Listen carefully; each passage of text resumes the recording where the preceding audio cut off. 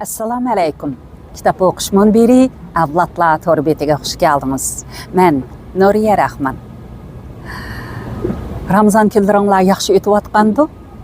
Shundaq bo'lishiga chin ko'nglimdan tilakdoshman. Allohim bu ulug' oyda tutgan ro'zalarimizni qabul qilsin, duolarimizni ijobat qilsin. Bugun men Janbada, ko'l bo'yida quyosh parlab turgan shundoq bir illiq kun bo'layotdi.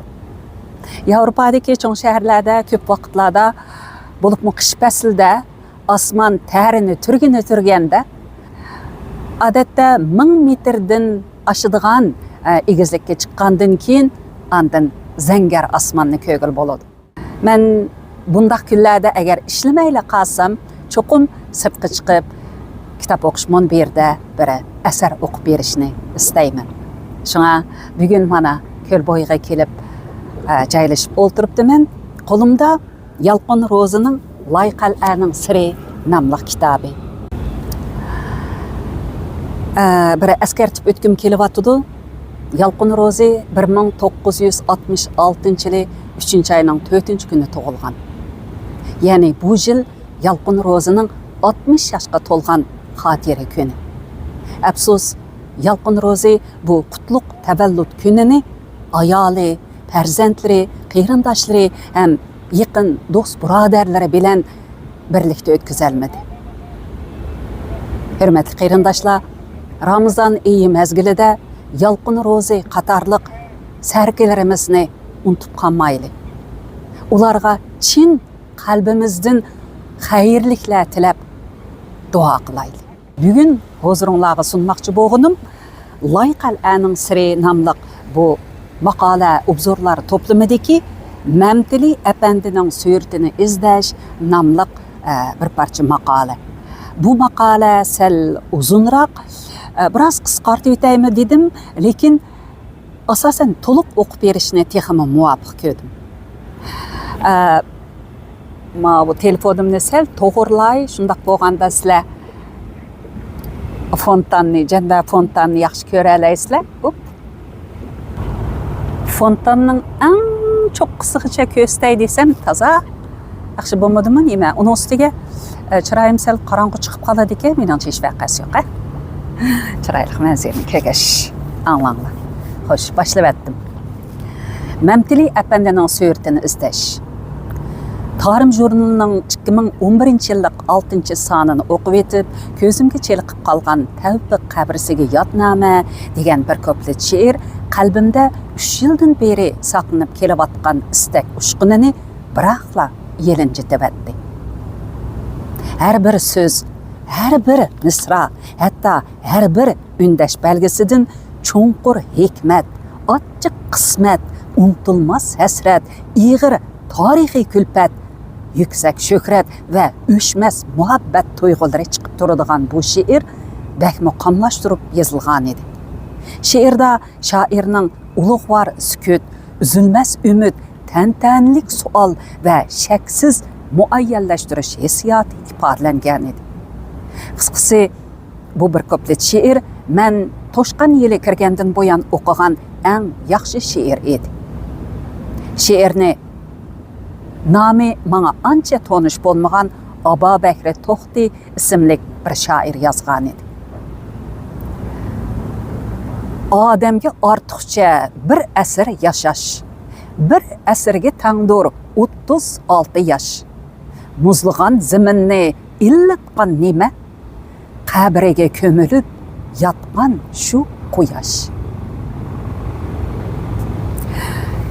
Shoir bu she'rni Uyg'ur yangi ma'rifiy harakatining bayroqdori, talantli tashkilotchi, o't yurak kompozitor, shoir Mamtili apandining Atushning Azoq yezsidagi xotira sarayini ziyorat qilganda qo'zg'algan qaynoq hayojoni bilan yozgan ekan. Bu she'rdan shoirning qo'rsqida diddi, qalbida o'tdi, qalamida quvvati borligi chiqib turadi. Bu yil 20-asr tariximizdagi ta'siri eng zo'r o'g'lonlarimizdan Abduxoliq Uyg'ur 1901 yıl tug'ilib, 1933 yılı vafot bo'lgan. Bilan Mamtili apandi 1901 yıl tug'ilib, 1937 yılı vafot bo'lgan. Tug'ilganligiga 110 yıl to'shgan xotirlash ahamiyatiga ega yil bo'ladi. Eskartib o'tadiganim, mazkur maqola 2011 yılı yozilgan. Abduxoliq Uyg'ur bilan Mamtili apandilar 1901 yılı tug'ilgan bo'lg'achqa 2011 yılı ularning tavalludining 110 yilligi bo'ladi. Shuni demoqchi. Xo'sh. Tug'ilganligiga 110 yil to'shgan xotirlash ahamiyatiga ega yil bo'lsa-mu, yilning o'ttirsig'icha texi biror matbuotda bu temada gap so'z bo'lganini ko'rmagan edim. Munosabatlik biror organ yoki o'rinning ularga atab biror faoliyat o'tkazishga tayyorlanayotganligi to'g'risidami biror xabar olmagan edim. Qaraganda bu bir yil ular to'g'risida hech ish bo'ladigandek emas edi. Shunga Aba Bekri To'xtaning bu bir ko'plet she'ri menga nihoyatda ahamiyatli tuyuldi. She'rdagi ideyaviy hissiyot Mamtili apandiga taalluq bo'lsa-mu, bu she'rni ko'z oldimga Abduxoliq Uyg'ur bilan Mamtili apandining azimatlarga xos siymosini tang keltirib turib, qayta o'qib yodlab olgan edim.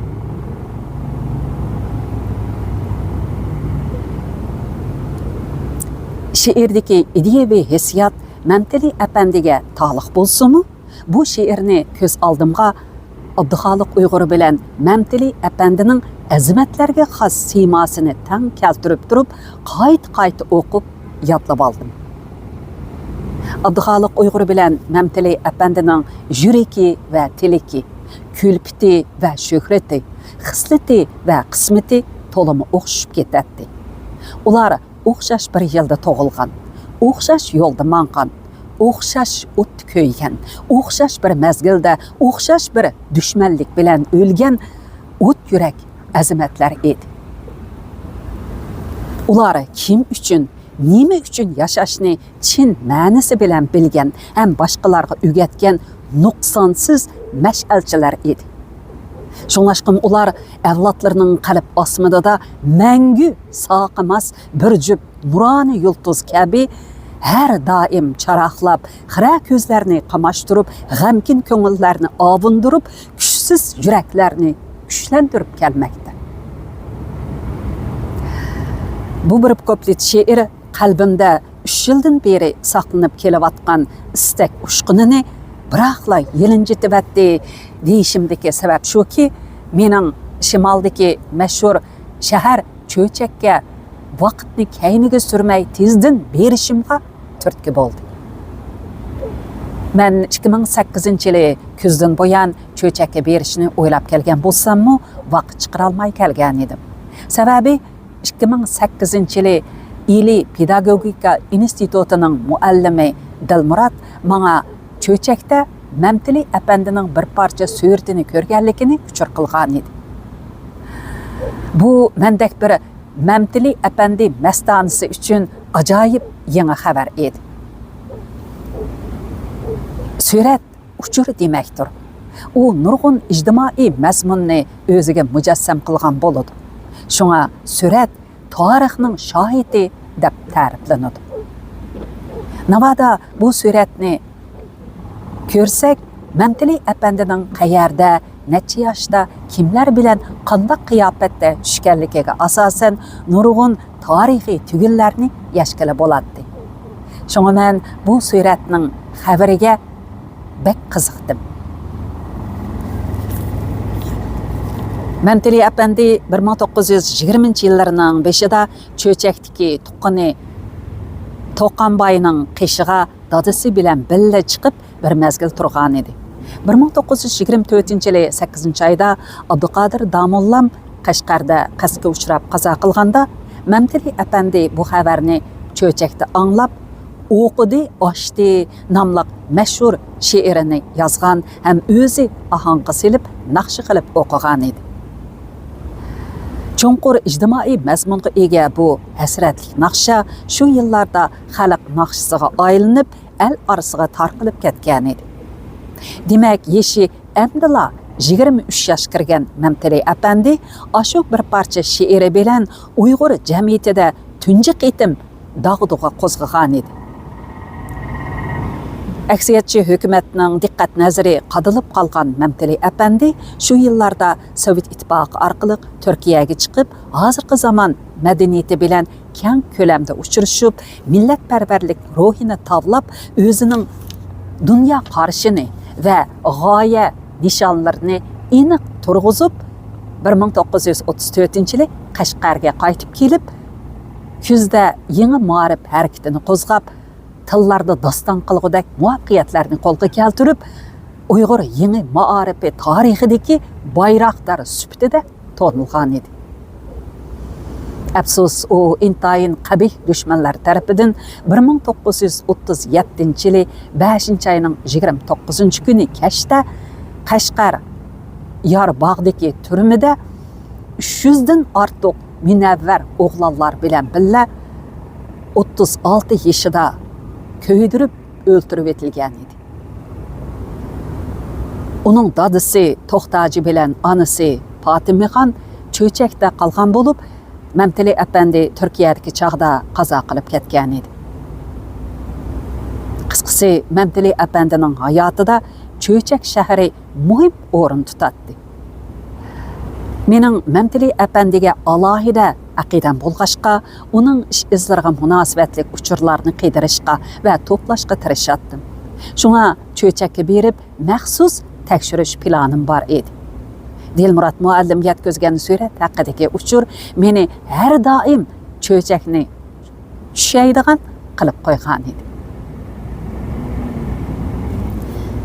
Mamtili apandining jamoatga tonish bo'lib ketgan o'lchamlik suratini birdan-bir farzandi bo'lgan Adiba xonim saqlab qolgan edi.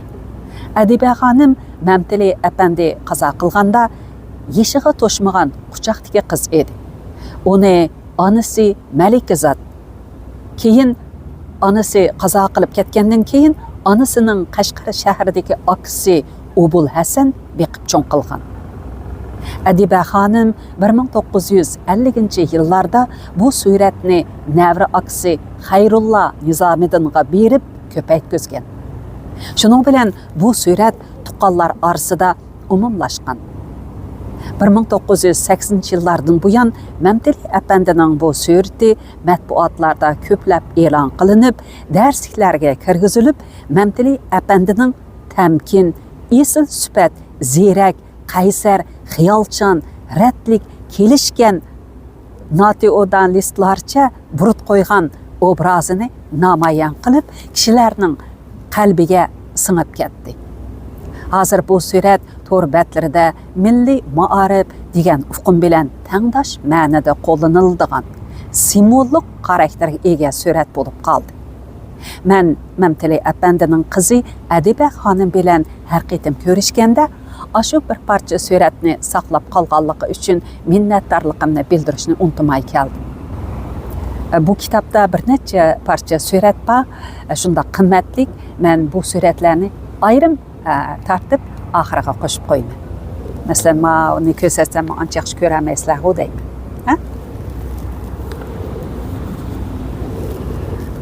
Bundaq chog'da vujudida xalqparvar, ma'rifatparvar azimat Mamtili apandining qini iqib turgan bu fazilatlik, yumshoq so'zlik, nomuschan mo'may intayin kamtarlik bilan men Mamtili apandining qizi bo'lganiga yarasha hech ish qila olmadim.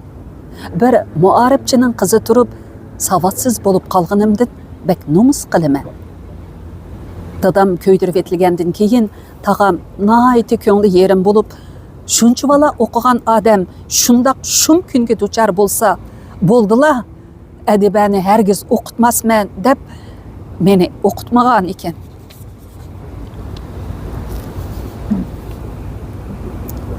Shunga men savotsiz. Keyin cho'ng bo'lib, o'qishni o'ylagan chaqlarimda beshimizga jiq ishlar kelib, o'qimoq tugul, jinimizni saqlamoqmi bir ish bo'lib qolgan. Tartmagan qiyinchiliklarimiz, ko'rmagan kunimiz qolmadi. Sarson bo'lib, G'uljiga ko'chib ketdik. G'uljidagi sharqiy mahallada 20 yil turib, keyin qizim Mahbubaning xizmati Qashqar Nazarbog'da bo'lib qilib, hozir yana Qashqarda turyapman. Ish qilib dadamga varislik qila olmadim. Shundaqda Mahbuba qizim o'qituvchilik qilib, dadamning izini bosdi. Men shunga shukr aytaman deb o'kinib ketdim.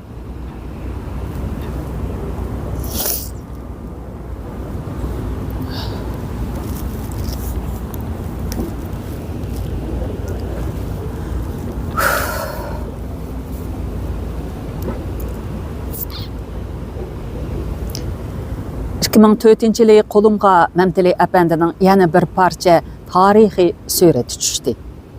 Bu suratni ayni yillarda Atushda Mamtili apandining yangi muarif harakatini qizg'in qo'llagan Qurbon hojim, ya'ni Qonajim degan kishining navrisi Saudigar Muxtar hoji Turkiyadan olg'ash kelgan edi. Bu suratni tarixiy qimmati intayin yuqori surat deb aytishga bo'ladi. Hatto 20-asr Uyg'ur tarixidagi nodir suratlar qatorida namoyon qilishga bo'ladi.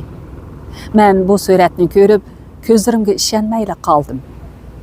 Surat 1935-yili Atushdagi Tijan maktabda tortilgan bo'lib, suratda Mamtili apandi Qashqar Qizil Dövlik ma'rifatparvar boy Mamtili apandining eng yaqin birodari To'xtaji, Tijan maktabning mudiri Sayfiddin Azizi, Mamtili apandining aksi Nizomiddin apandi, Mamtili apandining Mahmud Muhiti belgilab bergan ikki qo'g'dug'uvchisi, Mamtili apandi tarbiyalagan tunji avlod Ostin Atush muallimlari, Mamtili apandining izchilari, boshlang'ich maktabning necha yuz o'quvchisi, ota-onalar, yurt cho'nglari bo'lib 280 dan ortiq odam bor edi.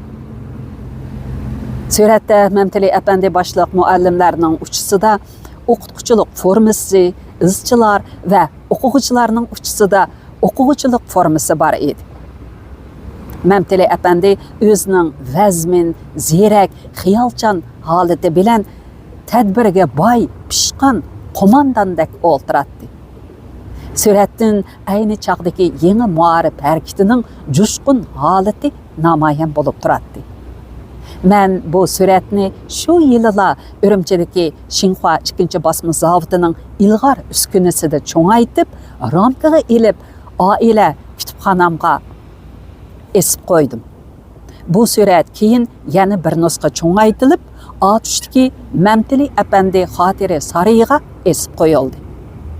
O, jiroq yaqindan ziyorat qilg'ili kelgan kishilar uchun hayronlik beg'ishlaydigan, eng qimmatli to'yiladigan, unutilg'isiz ta'sirot qoldiradigan birdan-bir xotira buyum sifatida bu xotira saroyining mazmuniga mazmun, qimmatiga qimmat qo'shib kelmoqda. Bu suratni keyin ayrim tatib qo'shib qo'yman. Men Mamtili apandiga munosabatlik 3-suratning cho'chakda borligi haqidagi uchurga erishgandan keyin 2011-yili 6-oyning 27-kuni shu suratni tepib kelish va Mamtili apandiga aloqador yana boshqa material va uchurlarni aniqlash uchun Abdulla Irfon bilan billa cho'chak safariga joblandim. Fontannimi yetarli ko'rdinglar, endi yo'nalishni o'zgartay. A tarafda bo'lsam, manzaralar texim chiroyli ko'rindiganda qilib turdim.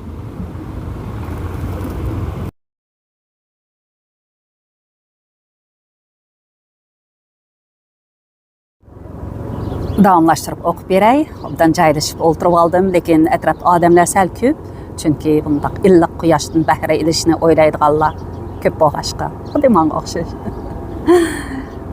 Davomlashtiray. 1997-yili Mamtili apandi qatl qilinganligining 60 yillik munosabati bilan yozilgan Mamtili apandi nomli tarixiy tarjimahol nashr qilingandan keyin jamiyatda zo'r ta'sir qo'zg'ab, nurg'un kishilarning olqishiga sazovor bo'ldi. Şunun bilan birga yana o'qimishli kishilar to'liqlash va tuzitish haqida o'rinliq fikr va takliflarni berdi.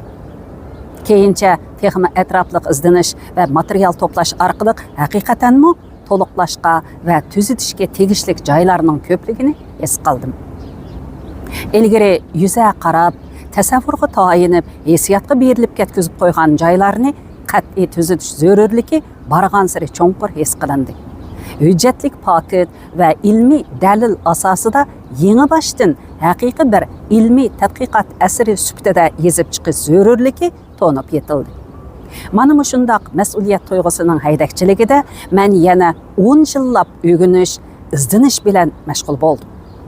Bizning milliy psixikimizda tarix eng kamchil, mas'uliyat ro'yi ojiz bo'lishdek odat xeylilar umumlashgan bo'lg'achqa, milliy hayotimizdagi zo'r tarixiy voqea ham mashhur tarixiy shaxslarni yozishga ko'ngil bo'lish yetarsiz edi.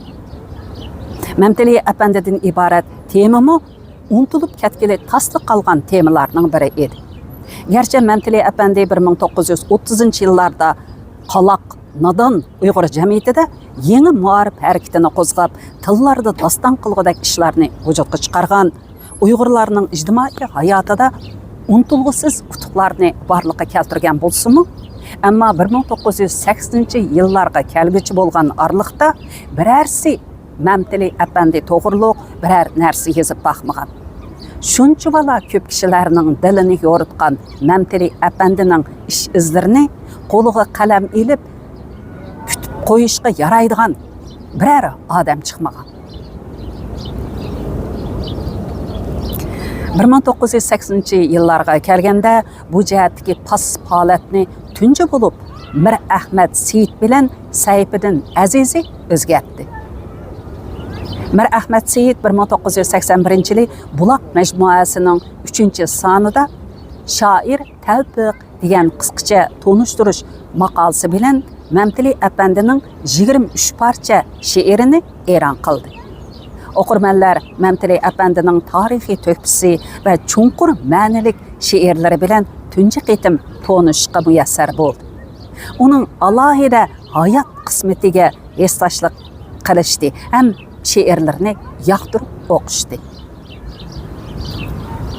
Shundan keyin Mamtali apandi darsliklarda ko'rilishga boshladi.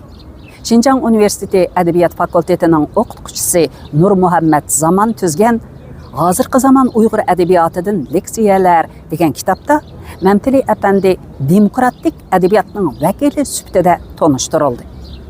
1984-yili Abdusalom To'xti, Tuniyas Yusuf, Mutallib Hamutlar tuzgan to'liq o'rta maktab 1-yillik 1-qism adabiyot darsligiga Tavfiq ruboilari degan mavzuda Mamtali apandining 3 parcha ruboisi va qisqacha tarjimali izohat sifatida kirgizilib, tunji qitim Uyg'ur bolalariga tanishtirildi. Sayfiddin Azizi Uyg'ur yangi muarifining 100 yilligini xotirlash munosabati bilan 1985-yili tayyorlanib besilgan Mash'al nomli jurnalda otishdagi 2 qitimliq muarifchilik harakati degan aslimini e'lon qilib, Mamtali apandiga munosabatli kishilarning xotirasidan ko'tarilib ketgan bir alohida voqeani nihoyatda yaxshi yoritib berdi.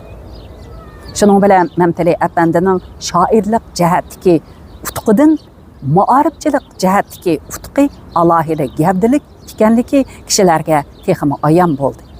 1980-yillarning o'rtalaridan keyin mas'uliyat uyg'ongan oz sondagi kishilar Mamtali apandining ish izlarini to'liq aks ettiradigan asarlarni yozishga tutish qildi. Shularning ichida yanala Mir Ahmad Seyit apandining tirishchanligi gavdilik deyishga bo'ladi. U 1987-yili Uyg'ur yangi muarifining bayroqdori Mamtali apandi degan nomda bir aslimi yozib, aslimining oxiriga Mamtali apandining 40 ga yaqin maktab naqshisini qo'shib tayyorlab, Xinjiang yoshlar o'smirlar nashriyotiga avatgan. Mir Ahmad Seyit apandi chomining yetishiga tirishib, yeshi 60 ga taqab qolgan bo'lsa-mu, ustoziga bo'lgan chunqur hurmati bilan bu aslimini tayyorlagan edi. Ammo nashriyot muharriri Yasin Emin bu aslining yiziqchilik sufatiga yuqori talab qo'yib, nashr qilish talabiga yetmagan deb qarab, aslimini qaytirib etgan.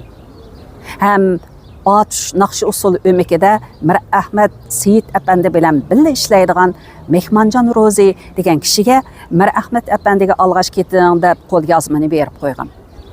Mehmonjon Ro'zi shu chaqda Urumchida Shinjon xalq radio stansiyasiga yetkilish ishi bilan aldirash bo'lg'achqa, bu omonatni Mir Ahmad Seyit apandiga berishni unutib qolgan. Aradan 4 yil o'tib 1991-yilga kelganda Mir Ahmad Seyit apandi qazo qilib ketgan. 1980-yillarning o'tirlari G'ulam ismli yosh yozuvchi Petirqinib Mamtili apandi to'g'riliq bir biograf roman yozib Qashqar Uyg'ur nashriyotiga sungan bo'lsa-mu, ma'lum sabablar tufayli nashr qilinmay qolgan. Shunda qilib Uyg'ur jamiyati Mamtili apandidan iborat to'kpikor o'g'lanning ish izlarini 1997-yilgacha tafsiliy keng ko'lamda bilish imkoniyatiga erisholmay kelgan.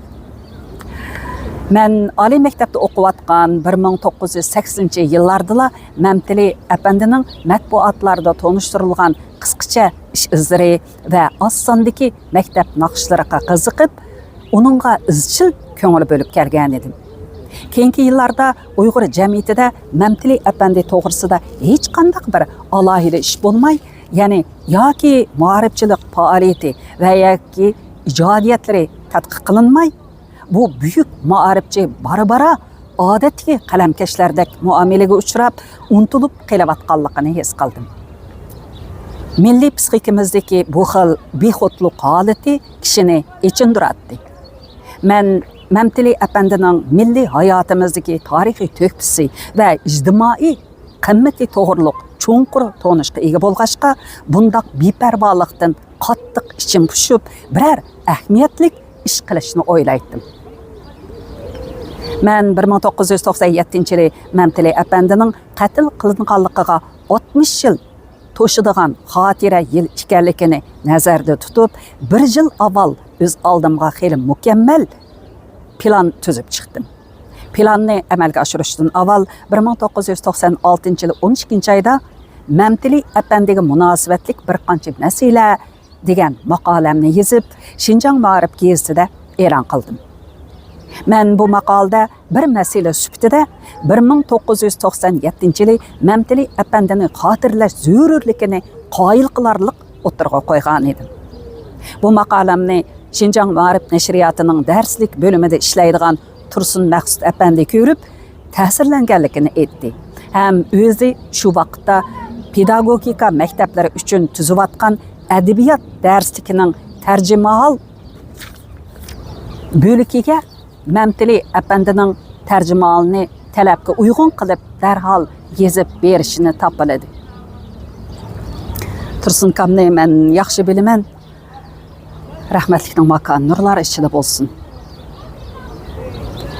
Men u chaqda Mir Ahmad Seyit apandining Shinjon yoshlar o'smirlar nashriyoti 10 yil ilgari qaytirib etgan aslimizni surishtirib yurib, Mehmonjon Ro'zidan tepib, mukammal tarixiy tarjimonga o'zgartib yozayotgan chaqlarim bo'lg'achqa, Mamtili apandining ish izlari menga yod edi. Shunga 2 kun ichida Tursun Maqsud apandining talabiga uyg'un bir qadar to'liq ham to'g'ri tarjima holini yozib topshirib berdim. Mening bilishimcha, shu tarjima hol Mamtili apandi haqida matbuotga chiqqan tunji bir qadar bejirim tarjima hol hisoblanadi.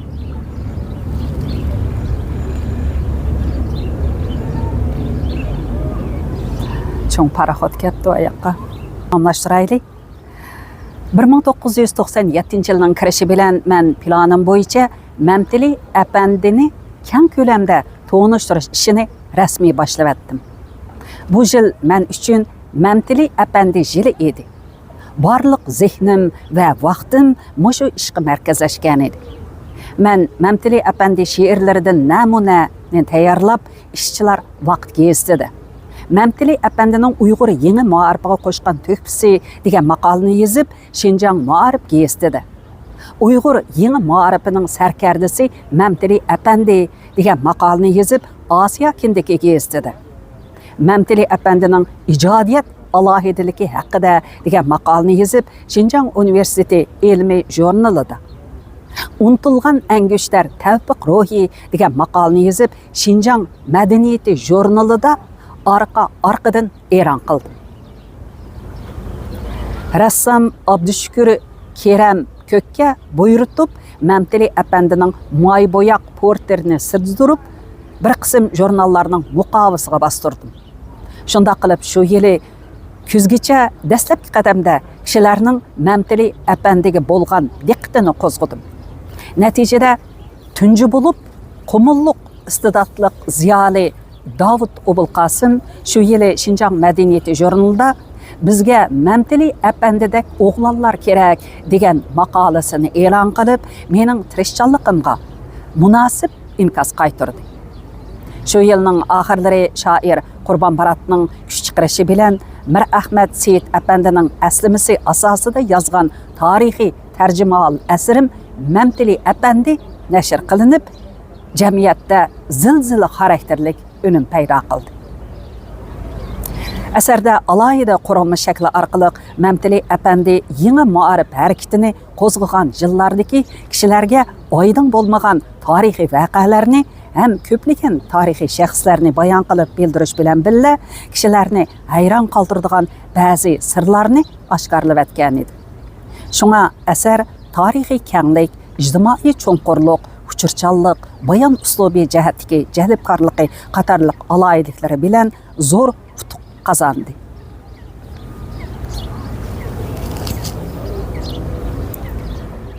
Нұрғын кішілер Мәмтили әпәндіні әқиқи тоныды. Оның жүрәкні ләрзіге салыдыған қысқа, әмма қысметке бай нұраны hayatыға апырын оқыды. Мір Ахмет Сейт әпәндінің рухи сөйінгідек іш болды. Уйғыр жәмиеттіні Мәмтили әпәндіге болған қызықыш, оны ұлықлаш, оныңдың пәғірлініш кәйпият қаплады. Мағарыпчы тоғырлық сөз болғанда, кішілерінің көз алдыға алды білен Мәмтили әпәндінің образы келедіған болды. Әпсуснарлықы бұл чағда авторлық дәвасы аварчылығы отырға шықты. Мен бұл кітапны езі чәрияныда Ат шәһәрлік бірінші отыр мәктәпнің әдебият оқытқышысы Абликим Зордунның Мәмтили әпәндінің атүштікі мәктәп ечіш ішлері тоғырлық yazған қол язма мақалысыдың қысмен пайдаланған едім. Мен о кішінің мақалысыдың пайдаланған жайларыны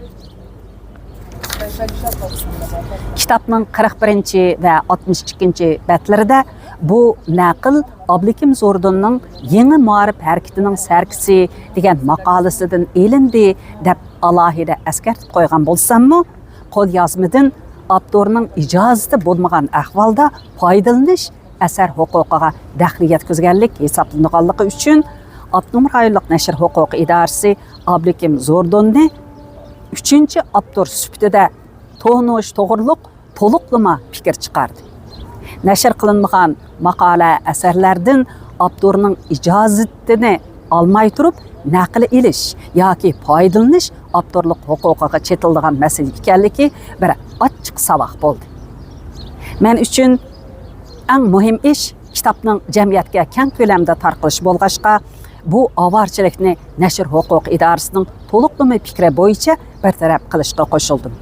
Şunun bilan Məmtili Əpəndi degan bu kitapның üstüdeki Mir Ahmed Seyit, Yalqın Rozi degan isimlarning keyniga Ablikim Zordun degan isim qistirıldı. Mən özümge işinətdim. Məmtili Əpəndi degan kitap qandaqdır ülük əslime. Tağdın bağdın yazıb qoyulğan adətki xatir əməz edi. O qəvətlərə tarixi sır, hikmətlər yoşurunğan.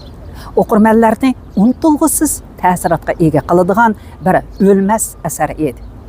Şuna mənə nisbətən abdurluq davası avarçılıqının qarayeti çağlıq edi. Meni söyündürdüğünü bu kitap orqali Mamtili apandining nuroniy obrazi minglagan, o'n minglagan kishilarning qalbidan o'rin elayotdi. 1930-yillardagi ochiq tarixiy qismatlar, unutilmas milliy hasratlar kishilarning ruhiga singib kiryotdi.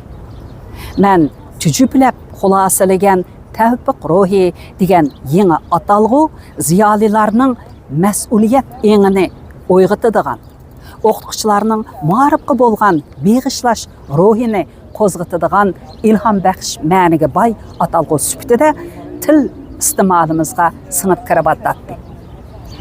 O'qirmanlarning qalbiga, fikriga ta'sir ko'rsatadigan bundaq yaxshi asarni vujudga chiqarish yeziqchilikqa havasi bor kishilarning hammasining qo'lidan kelmaydi. Chunki Mamtili apandi degan bu kitobda ko'plagan shaxslarning tarjimali bayon qilinish orqali tarixiy voqealar, ayni yillardagi ijtimoiy, siyosiy muhit va tarixiy shaxslarning o'ynagan roli ham ular keltirib chiqargan ijobiy yoki salbiy oqibati namoyon qilingan. Bu yozuvchidan mo'l bilim, tarixiy materiallarni o'rinlashtirish jihatdagi yuqori yeziqchilik mahoratini talab qiladi. Bir yildan ortiq ko'ngil qo'yib planni astoydil puxta o'rinlash natijasida oxirgi hisobda Mamtili apandi qizg'inligi rasmiy shakllandi. Bu qizg'inlikning turkisida o'xshamagan sohadagi hayajonlanuvchilar harakatga kelib, Mamtili apandiga munosabatli bir qadar ishlarni orqa-orqadan yo'riqqa chiqardi.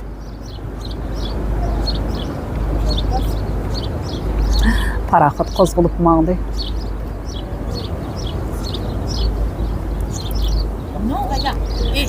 Aldı bilen faariyatchan adib Nasrullah Ablat apandining g'ayrati qo'zg'alib, yuqori tövanga funksiyalik tarmoqlarga birer yildak chepib, rasmiyat hozirlashi va mablag' to'plashi orqasida Atushning Azoq yezisida Mamtili apandi xotira sariyiga tutish qilinib, 2001-yil 5-oyda rasmiy bitkazildi.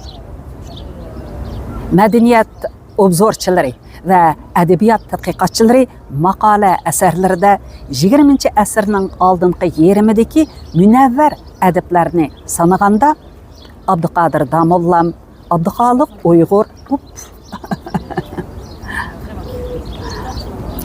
madaniyat obzorchilari va adabiyot tadqiqotchilari maqola asarlarida 20-asrning oldingi yerimidagi munavvar adiblarni sanaganda Abduqodir Damollam, Abduxoliq Uyg'ur, Mamtili apandi, Lutfullo Mutallib to'tini tang tilga oladigan bo'ldi.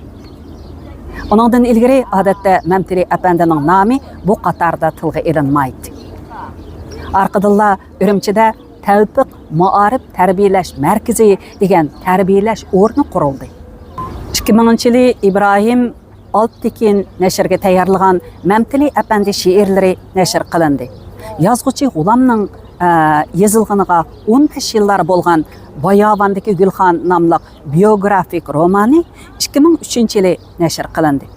Shuning bilan birga yana Nur Muhammad Umar Ushqun bolalar uchun yozgan kitobcha Yangi Ma'arif Bayroqdori Mamtili apandi qatorliq kitoblarmi ana shu Mamtili apandi qizg'inligidan keyin birining keyinidan biri nashr qilindi.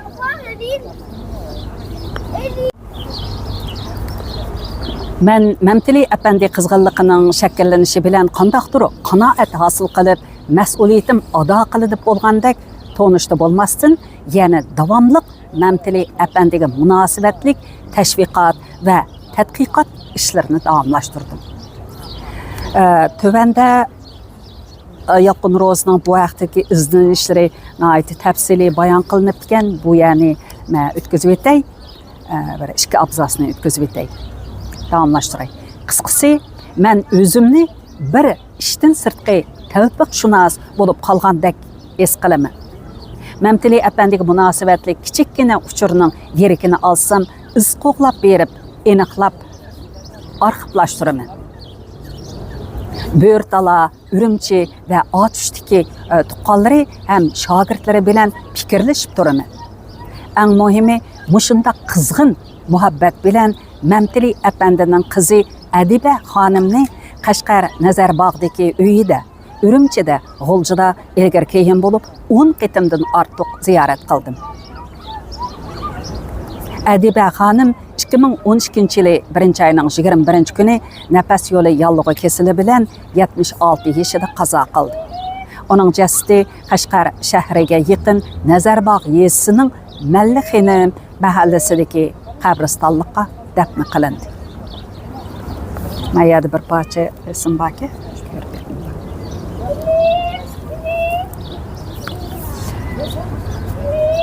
Tavfiq qabrisiga yodnoma degan she'rni o'qigandan keyin amalga oshirilgan bu qitimqi cho'chak safarimi menga odat bo'lib ketgan ashu qizg'inlikning ifodasi edi. Biz bir kun yo'l yurib kashga yaqin cho'chak shahriga yetib keldik. Atsi atiganda Tahir Toshboyev apandini izlab topdik. U bizni odatdan tashqari qizg'inlik bilan qarshi oldi. Tahir Toshboyev apandi men nomini biladigan, ammo texi didorlashmagan, cho'chak tarixi, cho'chak madaniyatiga pishiq, oz uchraydigan cho'chakshunos ziyoli edi. Uyg'urcha, xanzucha, qozoqcha yozmalarimi ko'p edi. Uning Uyg'urcha, xanzucha va qozoqcha saviyasi o'xshash yuqori bo'lib, cho'chakka aloqador ishlardan bilmaydigani yo'q edi. Cho'chakdagi har qaysi millatlarning oz to'la nomi bor odamlarning hammasini pishiq biladi. Biz Tahir Toshboyev apandi bilan ko'rishgandan keyin birlikda cho'chakdagi koni muarifchi 84 yoshli Maryam Turdiboyev xonimni izlab topdik. Maryam apay 1940-yillarda cho'chakdagi Mahmud Qashqari qizlar maktabida mudir bo'lib tonilgan dangdar muarifchi edi. Bütün ömrü muarif minbirde o'tgan. Muarifqa alohida aqida e'tiqodi bor. G'ayrat, jasoratlik cho'chak xalqi ichida alohida obro'yga ega. Teni sog'lom Maryam apay hozirmi yana cho'chakdagi mehribon onalarni tashkillab, xayr saxovat ishlari bilan shug'ullanib kelib etibdi. Konu muarifchi bo'lish sifati bilan Maryam apaymi ko'p ishlardan xabardor bo'lmay ekan.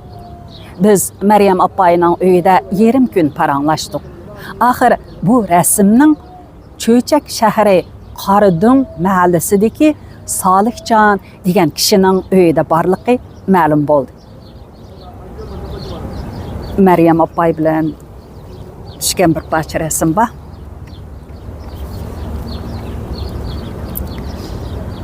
Solihjon degan kishi cho'chak shaharlik sud idorasining pensioneri ekan. Biz kelish maqsadimizni aytgandan keyin mijozi ig'ir, asta gap qiladigan Solihjon apandi bu qimmatlik rasmni elib chiqib, men Memtili apandi degan kitobni o'qigan. Televizordami sizning Memtili apandi to'g'risida so'zlagan so'zlaringizni anglagan. Bu rasmni buningdan keyin siz saqlang. Qadriga yetadiganligingizga ishonaman deb rasmni menga berdi. Men Solihjon apandining qo'lidan ko'nrab, sarg'ayib ketgan suratni taqozolik bilan qo'limga oldim. Surat koni bo'lsa-mu, nihoyat aniq ekan. Suratda jami 6 kishi bor edi. Memtili apandi, qarashlari qat'iy, peshonasi uchuq, chochlari qo'yiq, qo'shima qosh, qonsharliq, ko'tmak burut qo'ygan. Ko'rpi yaqiliq qishliq palto kiygan yigit oldingi rad o'tirdi. Ikki tarafida so'q sandaldek ikki kishi o'tirgan bo'lib, ularga selishtirganda Memtili apandi viji ko'rinsimi, ammo chiroyidan chechanligi, turqidan jo'shqinligi chiqib turadi. Rasm ma qimmatlik tarixiy xotirlik rasm.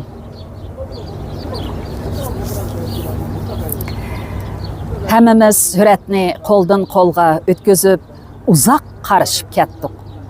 Mən Salihcan əpəndiga təşəkkür etiş bilan birlə suratdagi kishilarni tushuntirib qo'yishni o'tindim. Salihcan əpəndi suratdagi kishilarni bir-birlab ko'rsatib tushuntirishga boshladi. Məmtili əpəndini araga elib turgan bəşəylərinin hammasi atışlıq kishilar bo'lib, cho'chakning ayni vaqtdagi cho'ng boylari. Məmtili əpəndining sol qo'l tarafida o'tirgan odam bo'yamatlik Musabay Temir Xo'ja degan kishi. Məmtili əpəndining o'ng qo'l tarafida o'tirgan kishi Hekimaxon degan boy. Uning orqasidagi kishi Abdurajim degan boy. Abdurajim bilan Musabay Temir Xo'ja Akufka boylar bo'lib, Shingsayning turmisida o'ldirilgan. Beshiga gullik do'ppi kiygan kishi bo'yamatlik Hoshim Shangzung degan boy. Uning yenidagi bo'yi egiz, mayda yonchiqidan pasporti ko'rinib turgan kishi mening dadam Said Molla Emin. Mening dadammo savdo tijorat bilan shug'ullanadigan kishi bo'lib, Moskva, Peterburglargacha borgan. Dadamning bizga qolgan ayrim suratlarimi bor. Qozog'istonning Seriq Yag'ash degan yerida o'ltirishliq akam Muhammadjonning qo'lidami dadamning suratlari bor. Dadam Atushning O'ng'eriq kentidir. Men tartilganiga 80 yilcha bo'lgan bu qimmatli suratni qayt qo'limga elib, atrofimdagilarga tushuntirib, men ilgari Məmtili əpəndining tuqqanlari bilan paranglashgan chig'imda, ular Məmtili əpəndining dadisi bilan onasi qazo qilib ketgandan keyin Turkiyadan cho'chakka bir qitim kelgan deyiladi. Ammo qanchalik rost aniq emas degan so'zni qilishgan edi. Bu surat Məmtili əpəndining cho'chakka 1930 yoki 1931 yillarda haqiqatan bir qitim kelganligini isbotlaydi. Chunki Məmtili əpəndining ko'tmak burti 1920 yillarda Turkiyada moda bo'lgan. Bundaq burut qo'yish shu yillarda millatparvarlikning belgisi hisoblanadi. Suratdagi tizilish va o'ltirish holatidan yana Məmtili əpəndining mehmonlarga ko'rsatiladigan hurmatdan bahramon bo'lganligi chiqib turadi. Mushuningdan qaraganda Məmtili əpəndining 30 yoshlarida Turkiyadan cho'chakka bir qitim kelganligi aniq. Cho'chak bilan G'ulja ayni vaqtda diyorimizdagi boshqa shaharlarga selishtirganda Yevropa madaniyati nisbatan umumlashgan joylar bo'lib, madaniyat jihatda ilg'or shaharlar hisoblanadi. Shu chaqda cho'chak bilan G'uljada mushundaq yuqori aniqlik, yuqori sifatdagi suratlarni tortadigan maxsus suratxonalar bor edi. Ham kishilardimi suratga tushib xotira qoldiradigan odat shakllanib bo'lgan edi, dedim. Biz Salihjon əpəndidan suratni elib mehmonxonaga qaytdik. Bu qitimqi cho'chak safari men uchun nihoyatda natijali safar bo'lgan edi. Men 3 yildan beri meni savdo qilgan suratni qo'limga elib bo'lgandan keyin cho'chakdagi tarixiy iznalarni va o'zim qiziqadigan joylarni xotirjam ko'rishga endi imkoniyat hozirlandi deb qarab, Tahir Toshboyev əpəndidan ko'nglimga pukkan joylarni ko'rsatib qo'yishni iltimos qildim.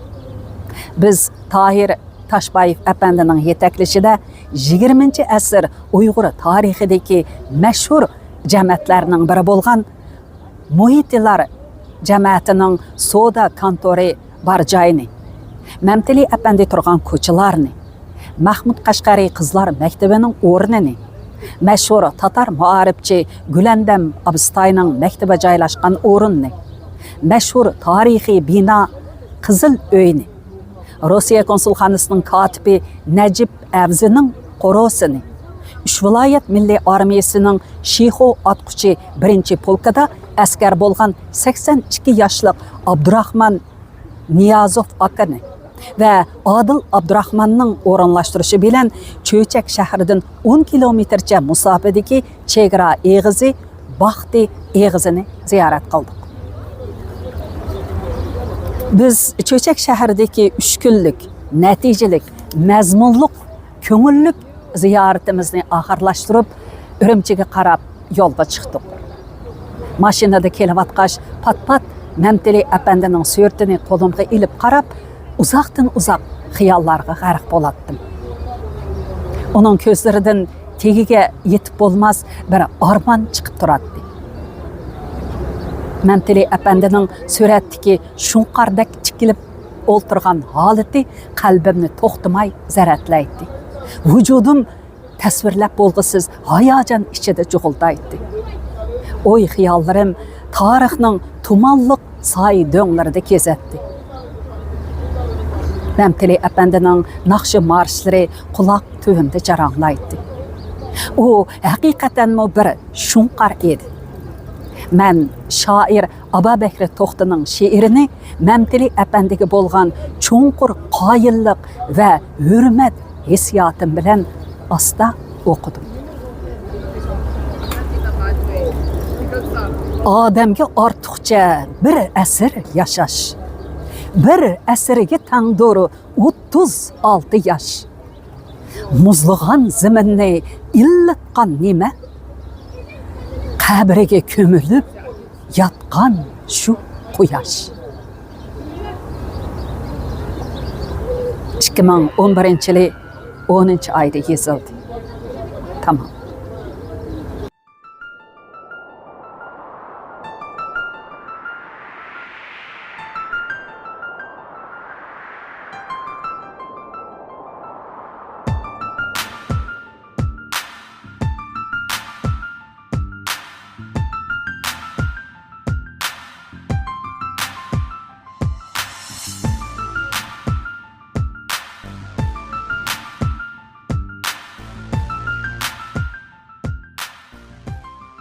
Hürmetli qarindoshlar, shunday qilib Yalqin Rozining yana bir parcha nodir maqolasini o'qib berdim. Ajoyib qiziq.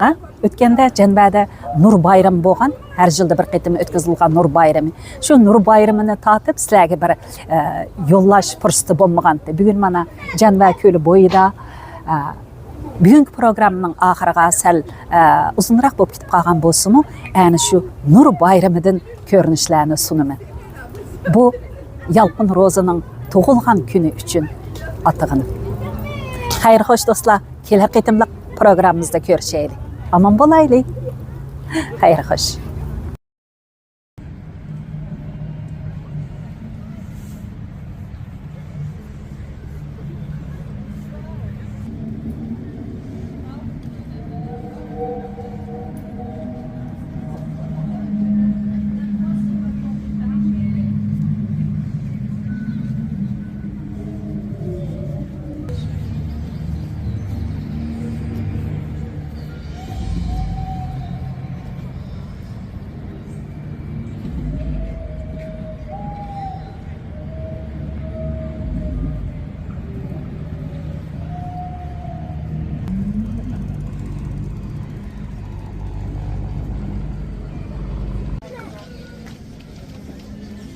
Janbada yilda o'tkaziladigan Nur bayrami bo'lib o'tadi. Odamlar shunday ko'p, garchi havasi qo'q bo'lsin.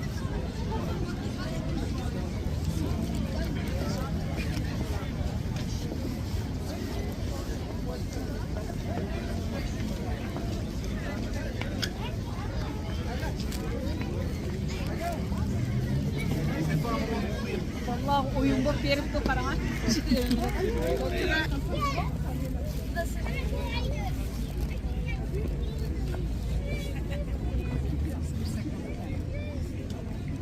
Mal çoğlağı ke. Bayıqsı kiçikler ömülep kırdığa yerken.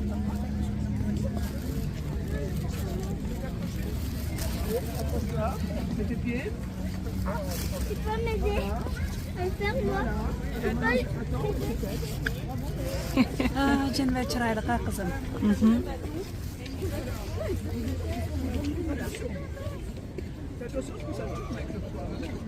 Hayır baramda.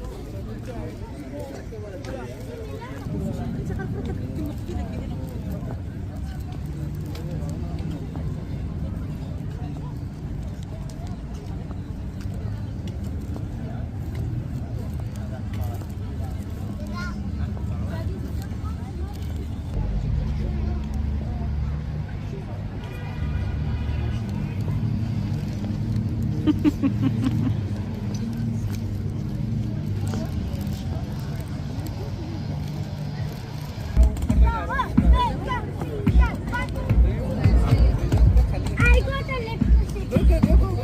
got electricity. I got electricity. I got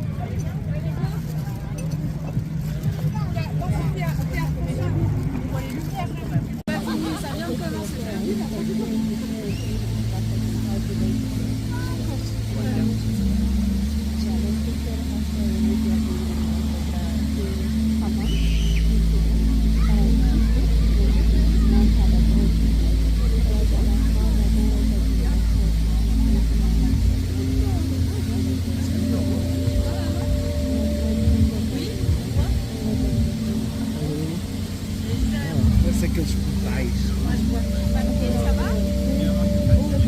Sabes qual?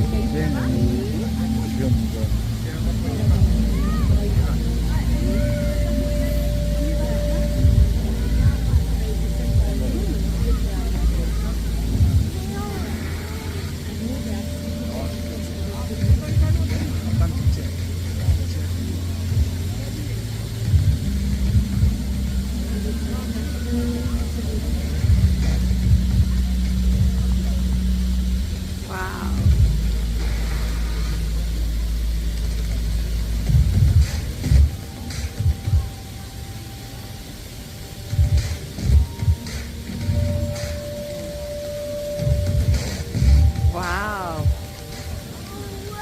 Wow.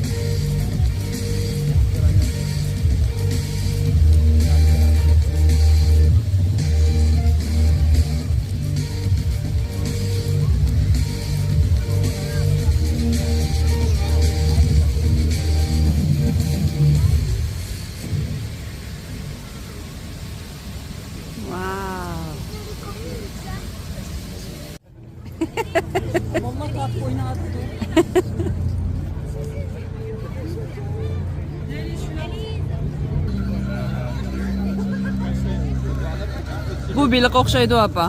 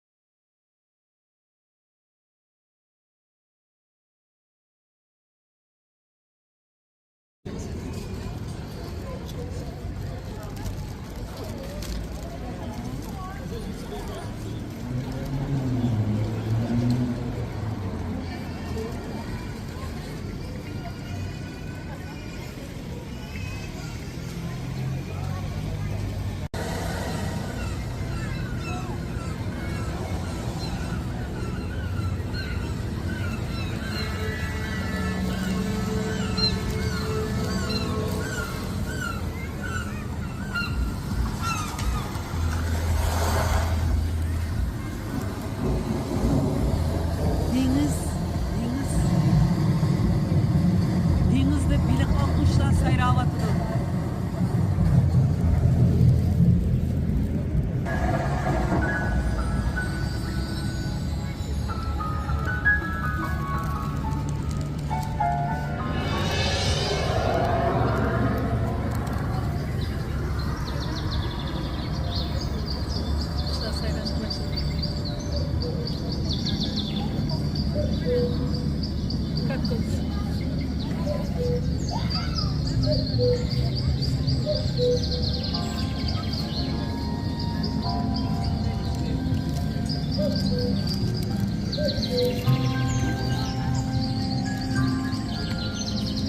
Şunun bilen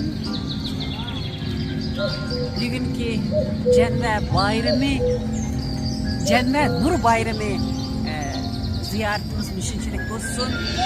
Biz pek hoş bulduk. Acayip bir xil hayacan irkide. Balalarca bir xil hayacan irkide. Pek yaxşı geldi. Sizlerinin bu yaxşı gelgen buluşunlarını çin dilimizden dilaymiz. Pek beyiz ketkim kemayatıdı kızım. Karama derekler yanı kılmadı. Yana başta bir şeyde ayakta. Yana bir berip ko'ydingiz mama.